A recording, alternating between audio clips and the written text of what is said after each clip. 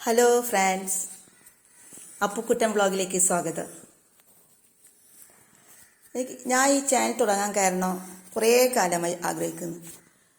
തുടങ്ങാൻ കാരണം എനിക്ക് ഈ പെറ്റ്സിനോടുള്ള വളരെയധികം ഇഷ്ടങ്ങളാണ്. ഇതാണ് നമ്മുടെ വീട്ടിലെ അവസ്ഥ.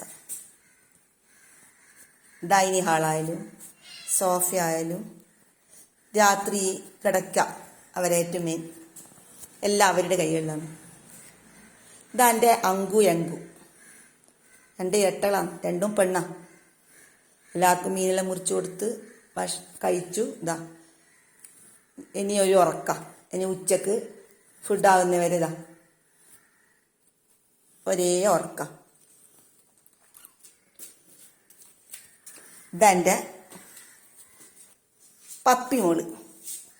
പപ്പിമോളെ പൊന്നു, ഡി ഡി പാപ്പി പപ്പി വാ, ഇങ്ങി വാ, ഇങ്ങി വാ.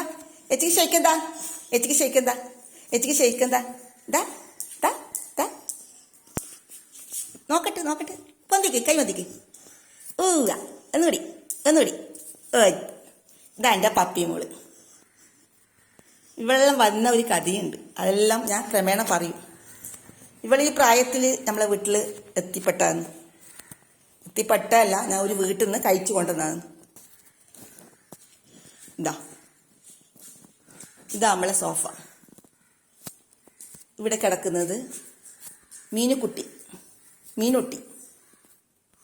ഇവളെ ആ സ്നേഹത്തിൽ വിളിക്കും അമ്മിണി കൊച്ചമ്മ. ഇവള് നമ്മളെ വീട്ടിലെ പൂച്ചയല്ല. ഇവിടെ നമ്മളെ വീട്ടിനടുത്ത് വാടകയ്ക്ക് വന്നവർ അവിടെ ഇട്ടിട്ട് പോയവരുന്നു. അതുപോലെ തന്നെ ഒരു പെമോറിയൻ ഡോഗിന് അവരവിടെ ഇട്ടിട്ട് പോയി കളഞ്ഞു. ആ പെമോറിയൻ ഡോഗ് എൻ്റെ ഏച്ചിയുടെ വീട്ടിലും. ഇവളെ ഞാനും എടുത്തു.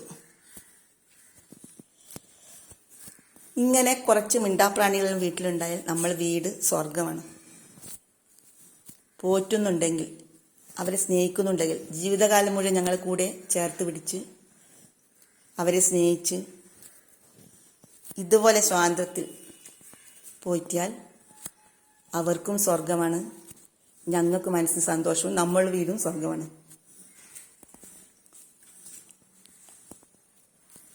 എന്താ ഓർക്ക് എല്ലാവരും രാവിലത്തെ ഭക്ഷണം കഴിച്ചിട്ട് കിടന്നുറങ്ങുന്നു കേട്ടോ. ഇനി ഉച്ചയാകുമ്പോഴാണ് അവരെണീക്കുക.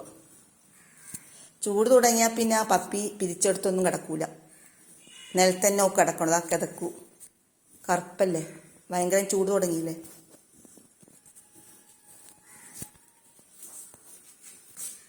ഇനിയും കുറേ ആൾക്കാരുണ്ട്, അവരെല്ലാം പുറത്ത് ഭക്ഷണം കഴിച്ചിട്ട് പോയാന്ന്, മീൻ തിന്നിട്ട് എല്ലാം പുറത്ത് പോയിട്ടുള്ളത്. എല്ലാവരും ഇനി അടുത്ത വ്ളോഗിൽ കാണിക്കാം.